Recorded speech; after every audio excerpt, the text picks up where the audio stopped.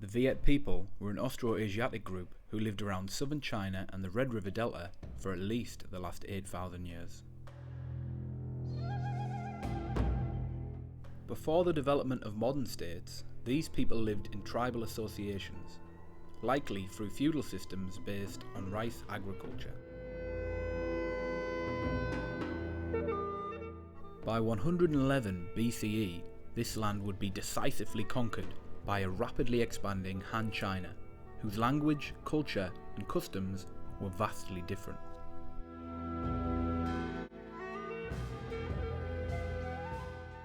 It would take almost 1,000 years for the Vietnamese to declare permanent independence from their northern neighbours, with Ngo Nguyen establishing Vietnam's first independent capital at Qua Lo in 938.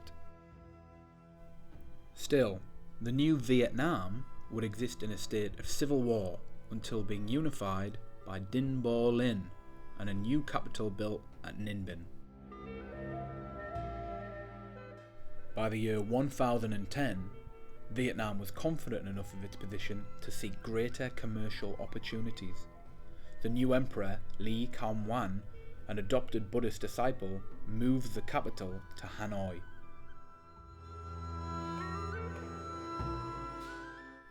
He orders the construction of a new citadel called the Rising Dragon, Thang Lam. As always, I think it's important to put this place into a little bit of context, a bit of perspective. So this is 1,000 years old, just a little bit over 1,000 years old. And so if you think about the videos I've taken at places like Phang Thit, when we've talked about the Cham people, Champa, those temples were constructed around a similar time. And so often I've spoke about how we need to remember that Vietnam back then was not one unified country with one unified culture. It was completely alien worlds. The north and the south were very different in many, many ways, religion and culture and language. And I think these buildings really reflect that very well.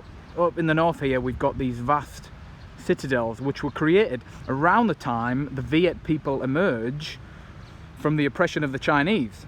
Before that, Vietnam, which literally means people of the south, the southern people, they were the lowest reaches of the Chinese Empire.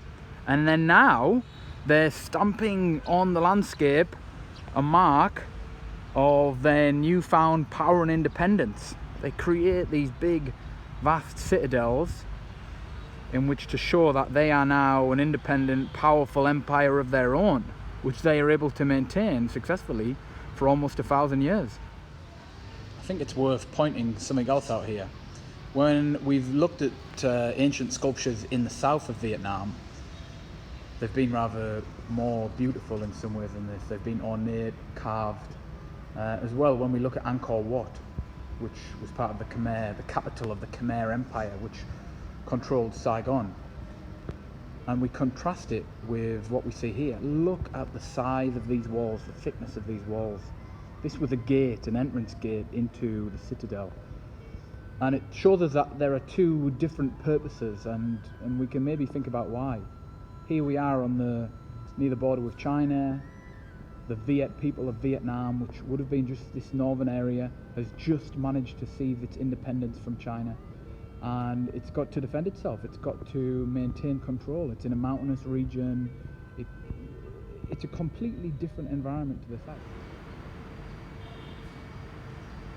Whereas in the south, it's the serpent that we see. Places like this, along walls, we see the serpent linking back to the Hindu origins of the southern people and the Cham people. But in the north, clearly the origins are Chinese, and we see the dragon everywhere, marks of the dragon, as the first independent Vietnamese dynasties would have taken much of their ideas about how to rule and how to create their mythology for their power to rule from the Chinese, who had done so successfully already for 1,000 years by this point.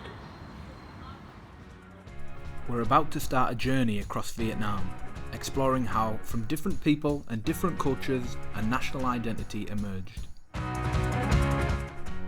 We'll go from here in Hanoi, further north and find hidden riches, then south to ruins of the Champa, relics of the Sa Huin, and the legacy of 2 great wars within the last century.